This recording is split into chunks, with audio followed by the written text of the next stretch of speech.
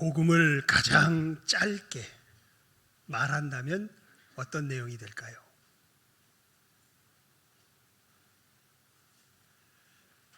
한 문장으로. 사도 바울이 고린도전서 15장 3절과 4절에서 이렇게 이야기합니다. 예수 그리스도께서 너희 죄를 위하여 십자가에서 죽으시고 부활하셨다. 자, 어렵지 않죠? 늘 듣던 얘기, 근데 기억이 잘 안 되죠. 신기하죠? 예.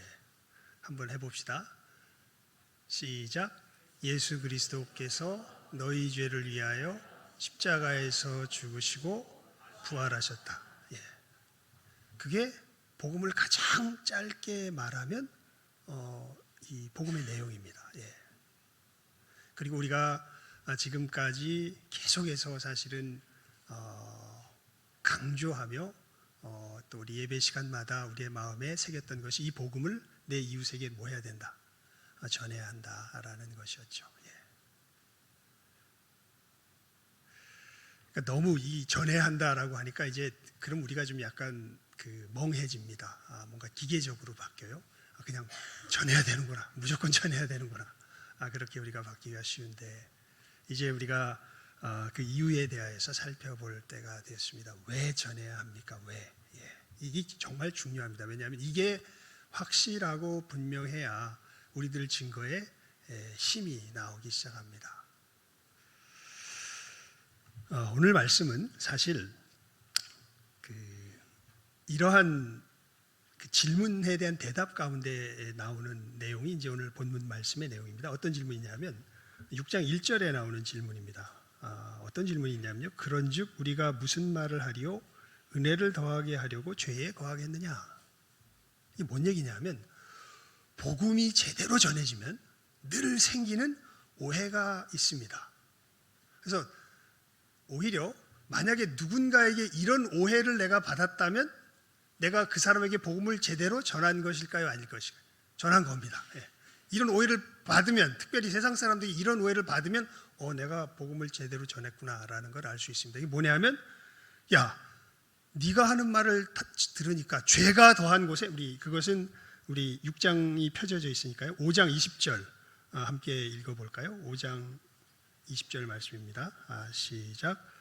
율법이 들어온 것은 범죄를 더하게 하려 함이라. 그러나 죄가 더한 곳에 은혜가 더욱 넘쳤나니. 그러니까 복음의 이 실질적인 내용이 뭐냐면 죄가 더한 곳에 뭐가 더 넘쳤다? 은혜가 넘쳤다. 그래서 어떤 식의 이야기를 하는 사람들이 있냐면 비웃으면서 야, 그러면은 은혜 많이 받으려면 죄를 더 많이 지란 얘기네. 거기에 대한 답이 6장 1절이에요. 그런즉 우리가 무슨 말 하리요? 은혜를 더하게 하려고 죄에 거하겠느뇨? 그럴 수 없느니라. 이제 그러면서 오늘 말씀이 시작되는데요. 여러분 다시 묻습니다. 복음을 왜 전해야 합니까? 예수 그리스도를 왜 영접해야 합니까? 왜 사람들에게 여러분 당신 꼭 예수님 영접해야 돼요. 예수님 영접하지 않으면 안 돼요. 왜요? 예수님을 영접하는 길 외에 우리가 죄에서 떠날 수 있는 다른 길이 없기 때문에 그렇습니다.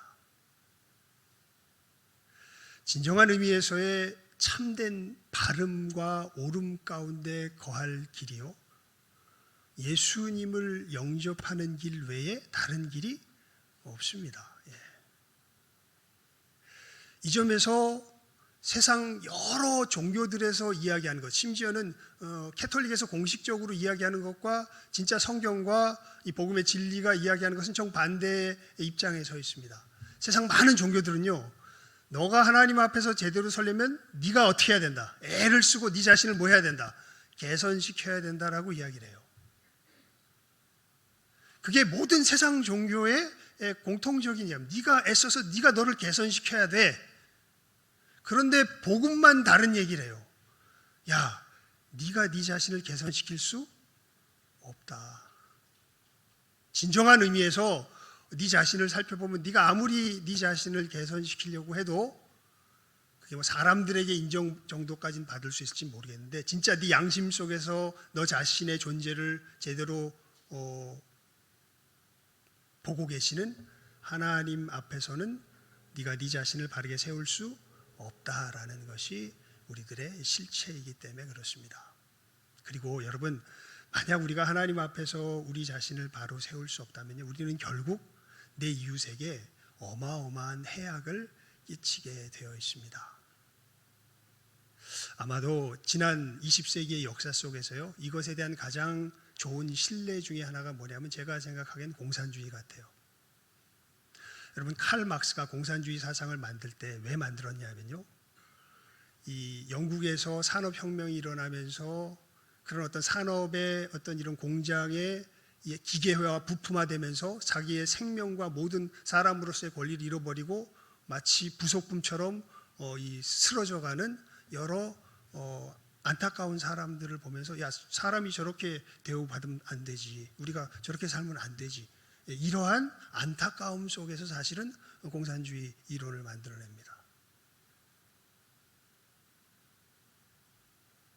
그런데 여러분, 그 이론을 만들어내서 결국 어떤 일이 벌어지냐면 중국에서도 그런 일이 있었고 소련에서도 그런 일이 있었고 공산주의 이론이 이 장악한 모든 나라에서 그런 일이 있었는데 공산주의 이론에 반대하는 사람은 심지어 부모라 할지라도 어떻게 해요? 다 죽입니다. 그러니까 어떻게 보면 전쟁에서 죽는 사람보다 공산주의 이론에 반대해서 죽은 사람들이 훨씬 더 그 자국 내에서 보면 많습니다. 그러니까 사람 좋게 하자고 누구를 죽이는, 사람을 죽이는 일. 그러니까 사실 살인 강도, 연쇄 살인범 몇 명이나 죽입니까? 몇 명 못 죽입니다. 그런데 이 공산주의 이론이 장악한 그 공산주의 국가에서의 공산주의 이론이 사람을 위한다고 만들어낸 이론이 얼마나 죽입니까? 몇 천만, 어마어마한 사람들을 죽입니다. 왜냐하면 그 공산주의 이론엔 누가 없어요? 누구를 반대해요? 놀랍게도 사람을 위하자 그러는데 누구를 반대해요? 하나님을 반대합니다. 그러니까 우리가 정말 하나님을 사랑하지 못하면 우리는 누구를 사랑할 수 없어요? 사람을 사랑할 수, 진정한 의미에서 그러니까 내가 머릿속에 그린 내 아이디어, 내 상상 속에서는 사랑할 수 있는데 그 사랑이 제대로 나타나 보인 것이 뭐예요? 공산주의 사회예요, 사실은. 하나님 없이 한번 우리끼리 한번 사랑해 보자, 위해 보자. 그랬더니 어떻게 돼요? 수많은 사람을 죽이는 역사가 일어나게 되죠. 비슷한 상황들 아마 여러분들 많이 느끼실 거예요. 그러니까 저는 몇 번 말씀드리죠. 제 아들을 대할 때 그런 때를 많이 느꼈어요.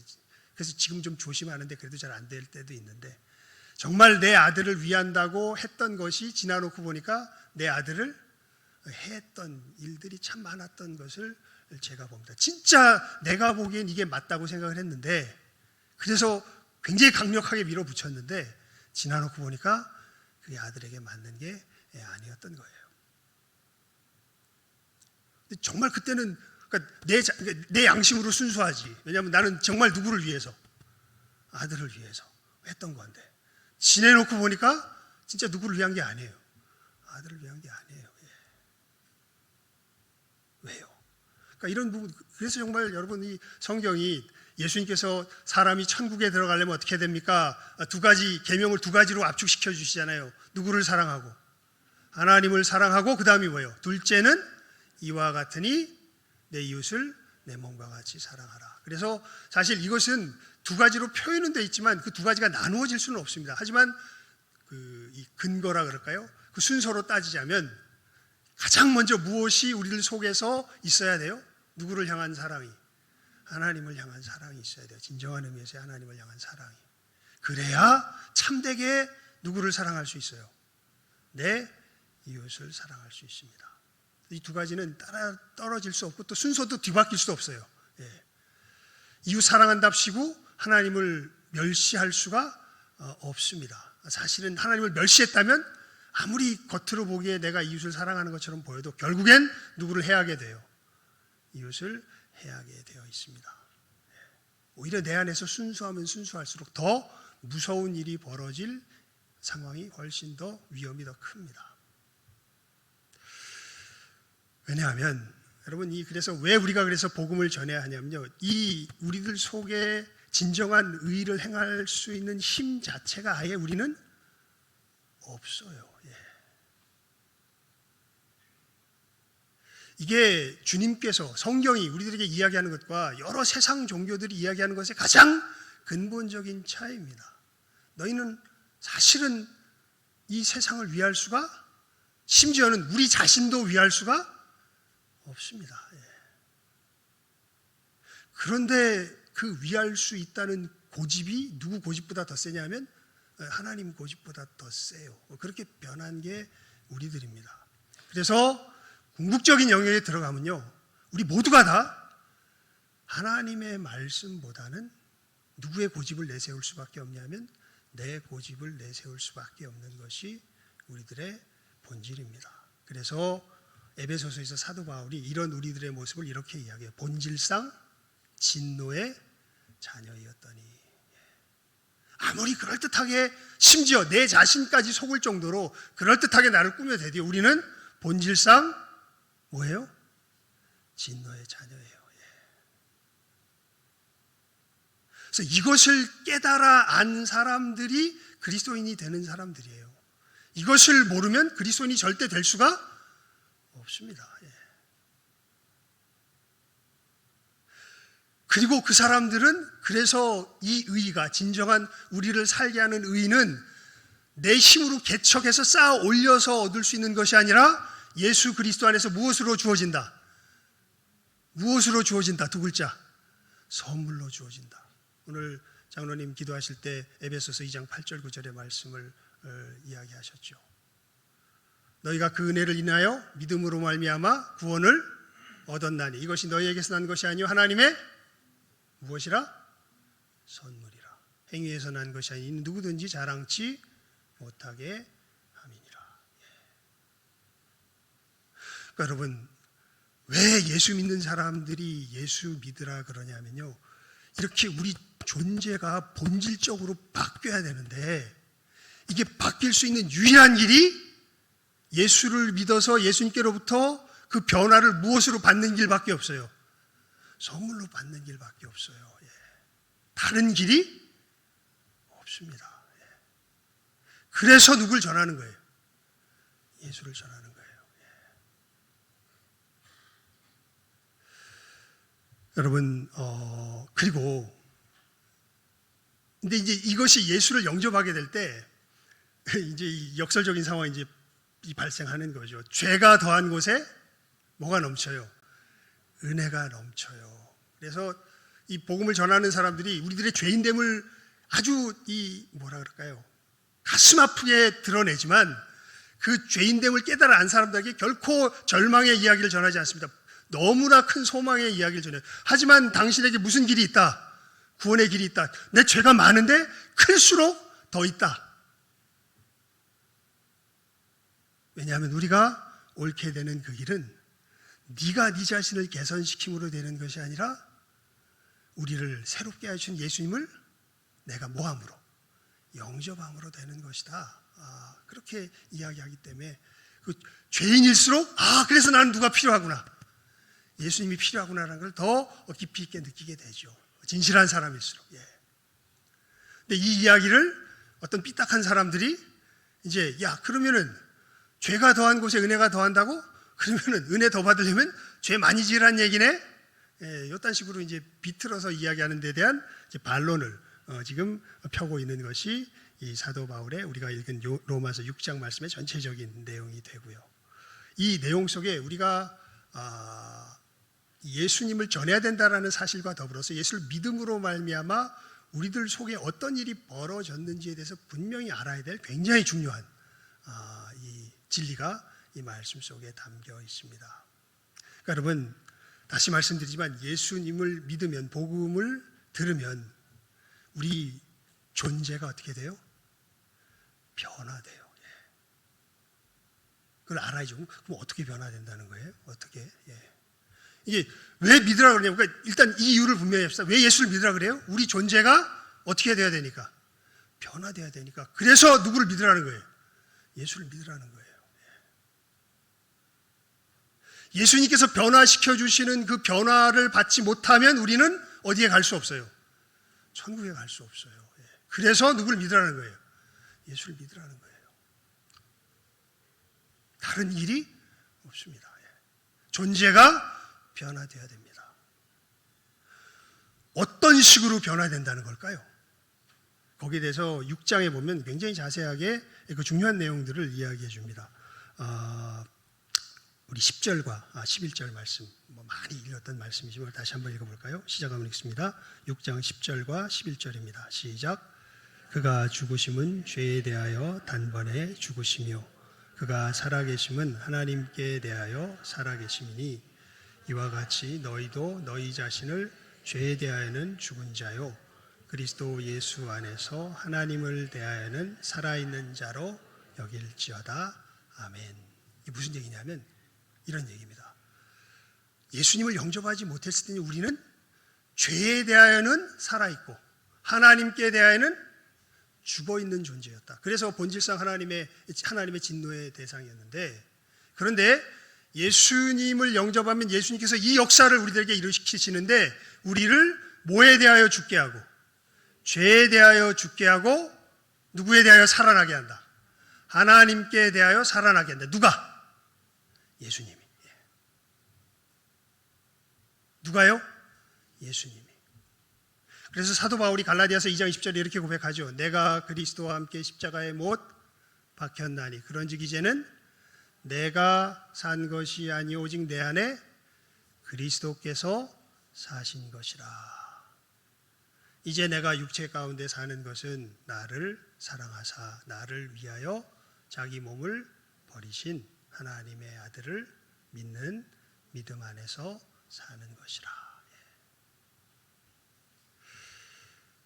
여러분, 예수님께서 우리 존재를 어떻게 바꾸시냐면요, 죄에 대하여 죽게 하고 하나님께 대하여 살게 하십니다. 이렇게 실제로 우리를 변화시키세요. 이게 뭔 뜻이냐면, 이게 좀 구체적으로 알 필요가 있죠. 여러분, 아주 단도직입적으로 제가 물어봅니다. 말씀을 보면 어떻게 실천해야 될 줄은 알겠어요? 그런데 왜 실천해야 될 줄은 모르는 내용들이 엄청 많습니다. 가장 극단적인 예가 아브라함에게서 나옵니다. 네 아들 이삭을 바쳐라. 이거 어떻게 실천해야 되는지 알아요? 몰라요? 알죠. 예. 그런데 왜 그렇게 해야 돼요? 근데 왜 그렇게 해야 되는, 조금 뭐랄까 좀 경감시켜서 이거 해야 돼요? 이런 일 해야 돼요? 여러분, 만약에 여러분 주변에 제가 이제는 안 될 것 같아요. 연기가 나보다 힘이 훨씬 더 세요.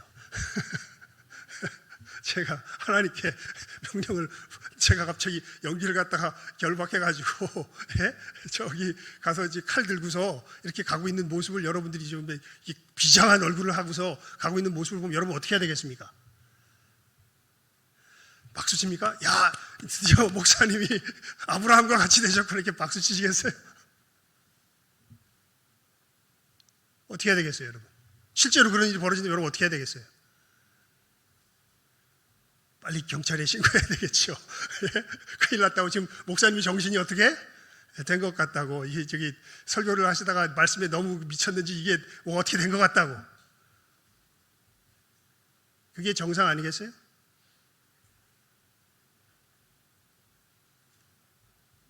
아브라함도 자기의 모습이 어떻게 비쳤을지 너무도 분명히 잘 알았습니다. 그래서 자기가 자기 아들 이삭을 바친다는 걸 누구한테 이야기 안 해요.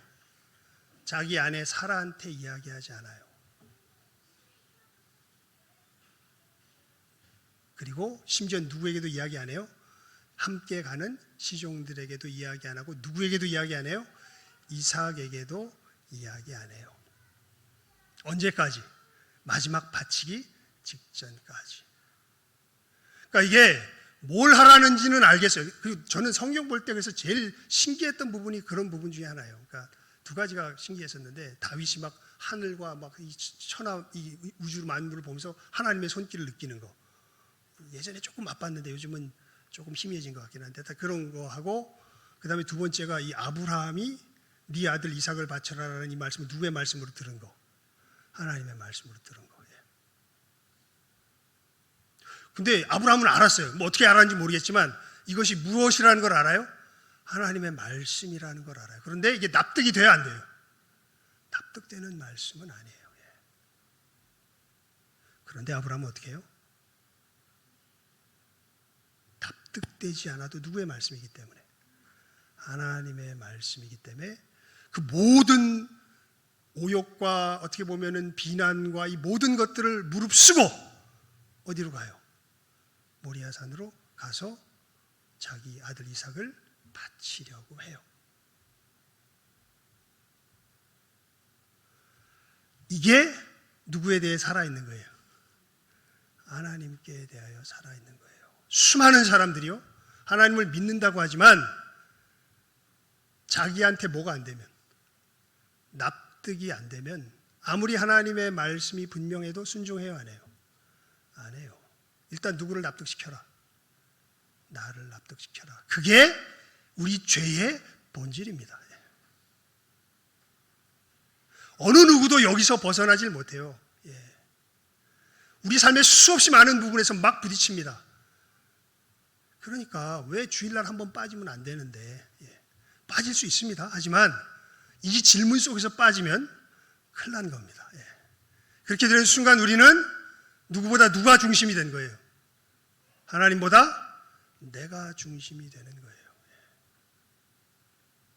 그러니까 성경이 말하는 죄는요, 어떤 구체적인 행동 이전에 하나님을 향한 이 태도와 본질적으로 연결이 되어져 있습니다. 그래서 이 자기 중심성을 벗어나지 못하는 우리의 모습이 누구에 대해서, 뭐에 대해서 살아있는 거예요? 죄에 대하여 살아있는 거예요. 이 자기 중심성 속에서 죽을 수 있는 유일한 길은 우리 이 자기 중심적일 수밖에 없는 우리 영혼을 누구의 손에? 예수 그리스도의 손에 맡겨서 예수님이 나를 어떻게 하시고 죽이고 다시 살리는 역사가 일어나야, 그래야 우리는 새로운 피조물이 돼요. 그래서 이 하나님을 이런 의미에서는 절대적으로 신뢰하게 되죠. 그러니까 뭐가 안 되는데, 납득이 안 되는데, 이 구원의 은혜를 받은 사람은요, 뭐가 안 되는데, 납득이 안 되는데, 무엇이 분명하면, 하나님의 말씀인 것이 분명하면 자원함으로, 기쁜 마음으로 뭐예요? 순종해요. 이 변화가 일어난 사람들이 하나님의 백성들이에요.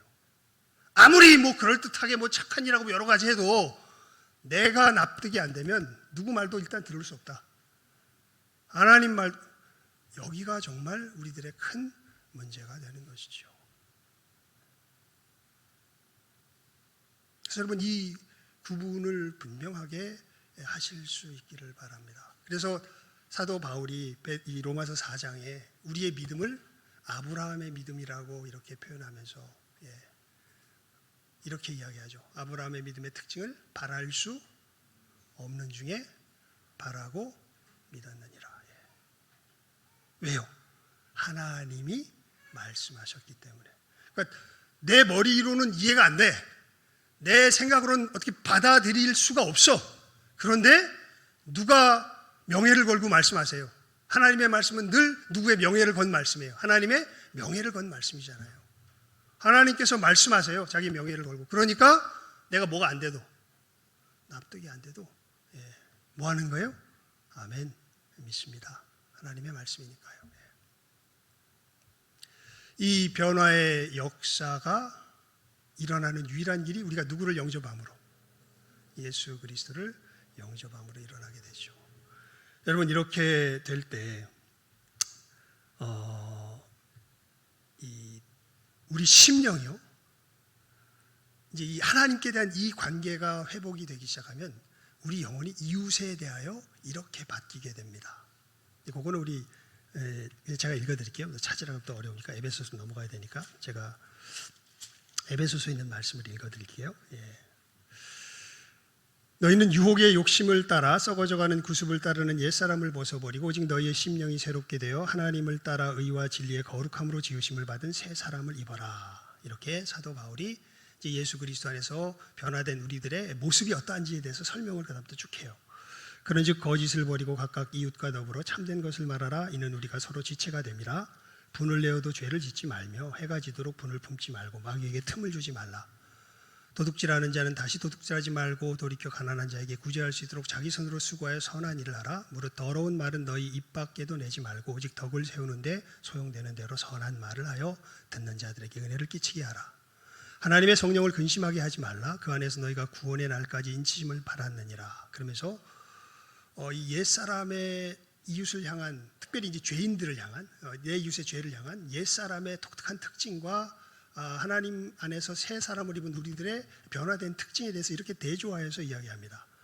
너희는 모든 악독과 노함과 분냄과 떠드는 것과 비방하는 것을 모든 악의와 함께 버리고 서로 친절하게 하며 불쌍히 여기며 서로 용서하기를 하나님이 그리스도 안에서 너희를 용서하심과 같이 하라. 그러니까 여러분, 옛사람의 특징을 어떻게 이야기하냐면 특히 죄에 대하여서요. 악독과 노함과 분냄과 떠드는 것, 비방하는 것, 악의를 가지고, 정의의 이름으로 하겠죠. 그러니까 여러분, 그런 점에서 보면 칼 막스는 참 안타까운 사람이에요. 그렇게 되죠. 그러니까 이게 어떻게 보면 반대편에서 보면 엄청 교만한 모습으로 비칩니다. 칼 막스는 최선을 다해서 누구를 위하기를 원했어요?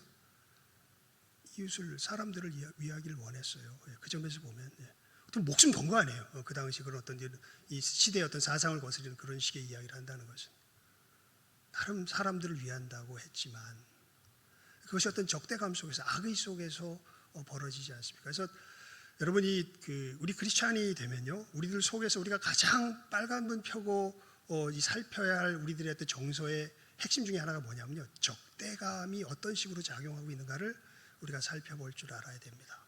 적대감에 삼켜져 버리면요, 이미 누구 손아귀에 들어간 걸까요? 마귀 손아귀에 들어간 겁니다. 절대 우리 어디에 지면 안 돼요? 적대감에 지면 안 돼요.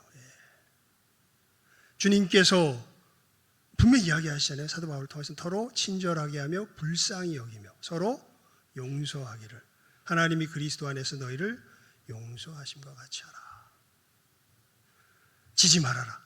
너희들 악독, 노함, 분냄, 떠드는 것, 비방하는 것, 악의 속에서 이런 것들에 절대 지지 말아라. 사실 하나님께서 가인에게 하셨던 그 이야기도 이 얘기죠. 죄가 지금 네 문 앞에 엎드렸다. 너를 삼키려 한다. 하지만 너는 죄를 이겨야 된다. 그랬는데 결국 가인은 질투심에 못 이겨서 이 죄악의 적대감이 어떻게 돼요? 삼켜져 버리죠. 그래서 누굴 죽여요? 자기 아우 아벨을 죽이죠. 그래서 여러분, 이 새 생명, 그러니까 예수 그리스도 안에서 우리 본질이 바뀌어요. 죄에 대하여 살았던 우리가 죽고 하나님께 대하여 살게 됩니다. 그 특징이 뭐냐면 하나님의 말씀이 납득이 안 되어도 뭐 하게 돼요? 자원하는 마음으로 순종하게 돼요. 그 하나님에 대한 순종 속에서 우리는 하나님께서 이렇게 하나님을 무시하고 멸시했던 우리들을 받아주셨는데 그 하나님의 용서와 용납하심이 누구에게도 그대로 드러나게 되냐면 내 주변에서 나를 이렇게 내가 하나님을 무시했듯이, 하나님을 멸시했듯이 무시하고 멸시했던 이 죄인들을 향하여서 이 모습이 그대로 나타나게 되어져 있습니다. 그것이 이 성경이 우리들에게 이야기하는, 그러니까 이제 제가 말씀 속에서 이렇게 좀 구체적으로 여러분들에게 도대체 우리가 새 생명을 얻었다는데, 예수 그리스도 안에서 우리 본질이 변했다는데 도대체 뭐가 변한 거야? 이게 변한 겁니다. 하나님께 대하여 살게 되고 내 이웃에 대하여서 불쌍히, 특별히 죄인들에 대해서, 원수들에 대해서 불쌍히 실제로 여길 수 있게 되는 것.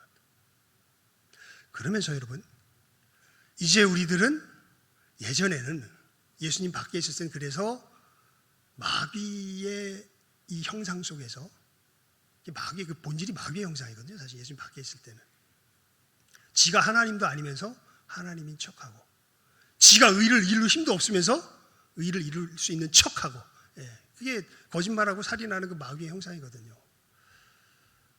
이제 예수 그리스도 안에서 하나님의 형상을 회복하게 됩니다. 하나하나 그 모습이 이루어져 가죠. 그래서 그 모습을 아까 에베소서에 있는 말씀에서 사도 바울이 옛사람을 뭐하고? 벗어버리고 뭘 입어라? 새 사람을 입어라라는 말씀 속에 담겨진 의미죠. 여러분, 이 옛사람을 벗어버리고 새 사람을 입는 그 구체적인 모습이 우리들 속에서 어떻게 펼쳐져 갈까요? 그게 다른 것이 아니라 하나님의 이 십계명의 말씀이 우리들 삶 속에서 우리가 어떻게 실질적으로 하나님을 의지하는 삶의 길이 되는지로 제대로 적용되기 시작할 때 이러한 새 사람을 입어가는 우리들의 모습이 점점 성장하게 되어져 있습니다. 그러니까 십계명은 내가 지켜서 구원 얻기 위해서 지키는 법이 아니라 구원 얻은 자가 하나님의 백성됨을 어떻게 보면 백성됨의 수준을 뭐 하는 거예요? 드러내는 삶의 길이에요. 왜냐하면 이제는 바뀌었거든요. 십계명의 그 많은 내용들이요, 사실은 예수님께서 산상수훈에도 풀어주시지만 잘 납득이 안 돼요. 지나가는 여인을 보고 음식만 품어도 뭐 하는 자다? 간음하는 자다. 와, 여러분 이게 될까요? 여러분 속에 들어오는 그 나쁜 마음들을 여러분들 이겨내고 진실한 마음으로 살아갈 수 있겠습니까? 누구 힘으로는 안 돼요. 내 힘으로는 안 돼요. 근데 될까요? 안 될까요? 됩니다. 누구에게 될까요? 예수님을 영접한 사람들. 왜냐하면 이 사람들은 예수님의 역사 속에서 뭐가 일어나자면 자기를 부인하는 걸 배우게 되는 사람들이에요. 자기가 부인. 이런 부분들은 자기가 부인이 안 되면 될 수가 없거든요. 근데 예수님의 역사가 뭐예요? 우리를 죄에 대하여 죽여버리고 하나님께 대하여 살게 하는 역사를 이루시는 분이 바로 주님이시거든요. 그래서 예수님을 믿는 것은 단순히 구원받기 위해서만 믿는 게 아니라 구원의 삶을 살아감에도 누굴 믿어야 돼요? 예수를 믿어야 돼요. 은혜 받는다는 게 다른 것이 아니라 사실은 예수님의 이 은혜의 역사가 우리 심령 가운데 일어나는 게 뭘 받는 거예요? 은혜 받는 거예요. 그냥 내가 감동했다, 내 마음이 뭐 울컥했다, 이게 은혜 받는 게 아니라 진짜 은혜는 이렇게 죄에 대하여 죽고 하나님께 대하여 살아가는 이 변화의 역사가 내 심령 속에서부터 하나하나 일어나는 것이, 이것이 바로 진정한 은혜의 역사가 되는 것이죠. 여러분, 그래서 하나님의 은혜를, 그러니까 이 십계명을 잘하는 건 우리 기도가 굉장히 명확해지는 길이에요. 그러니까 사실 신앙생활이 별게 아니라 내 삶의 모든 상황 속에서 이 십계명을 뭐 하는 길일까요? 적용하는 길이에요. 그게 신앙생활이에요, 사실은. 우리 삶에 여러 문제들이 닥치잖아요. 뭐 이따 우리 재직회도 해야 되고 뭐 하지만 뭐 교회 문제, 뭐 우리 문제, 여러 문제들이 닥치거든요. 근데 여러 문제 속에서 우리가 어떻게 하는 것이 하나님을 우리의 생명의 근원으로서 의지하며 살아가는 길인가? 그 길로 하나님께서 구체적으로 주어주신 그 발걸음이 뭐예요? 그게 십계명이에요. 그 의미는 하나님을 사랑하고 내 이웃을 사랑하는 길이죠. 어떻게? 라고 할 때 그 구체적인 길이 뭐예요? 십계명이에요. 성경에 있는 수많은 어떤 이렇게 해라 저렇게 해라라는 얘기들이 다른 것이 아니라 그 환경 속에서 어떻게 이 계명을 적용해서 하나님의 백성답게 하나님을 생명의 근원으로 의지하며 살아갈지, 그 길이 바로 이것이다 라고 하나님께서 말씀해 주신 것이 이 내용들이죠. 그러면서 여러분, 우리가 뭘 바르게 하는 게 복일까요? 십계명을 바르게 하는 게 복입니다. 우리에게 주신 생명이 여기에 그 모습이 그대로 드러나 있기 때문에 그렇습니다. 그래서 우리가 이 십계명의 내용들과 또 십계명의 내용들이 이제 어떠한 의미를 갖고 있는지 우리가 이제 앞으로의 또 우리 예배 시간을 통해서 하나하나 배워나가며 하나님 앞에 주님께서 주신 이 새 생명을 누리는 길이, 구체적으로 말하면 이 십계명이 우리들 속에서 어떻게 적용되어져 나가는가를 구체적으로 배우는 길이 되는 것이지요. 이 분명한 신앙의 전망을 확실하게 가지시고 우리의 믿음의 걸음, 허공을 치며 걸어가는 것 아니라 하나님 인도하시는 이 분명한 길 가운데 확실하게 제대로 걸어가실 줄 아는 이 시간 함께하는 우리 모든 귀한 영혼들 다 될 수 있기를 주님의 이름으로 축원을 드립니다. 기도하겠습니다. 하나님 아버지 감사합니다. 우리 믿음의 형제와 자매들 예수를 믿음으로 우리들에게 새 생명 가운데 거하게 하셨고 이 새 생명 다른 것 아니라 우리가 죄에 대하여 죽고 하나님께 대하여 사는 것이요 이 진정한 변화의 역사가 이루어질 때 우리는 참되게 내 이웃을 사랑하며 이 땅에 하나님의 영광과 하나님의 복을 참으로 임하게 할 수 있는 것임을 저희들 다시 한번 우리의 마음속에 확실하게 새기며 이 구체적인 걸음이 다른 것이 아니라 이 십계명의 계명의 걸음들을 우리가 우리의 삶의 현장에서 분명하고 구체적으로 걸어가며 참으로 이 일이 일어나는 것 저희들 다시 한번 말씀을 통하여서 분명하게 교훈을 얻게 하여 주시옵시며 깨달아 알게 하여 주시옵시며 하나님 우리들의 걸어가는 이 믿음의 걸음 새 생명을 누리는 이 생명의 걸음이 참으로 허탄한 걸음 되지 않게 하여 주시고 분명하고 확실한 걸음으로 한 걸음 한 걸음 우리의 삶의 현장에서 디뎌지는 귀한 은혜의 역사 있게 하여 주시옵소서. 이 모든 것 예수님의 이름으로 기도드리옵나이다. 아멘.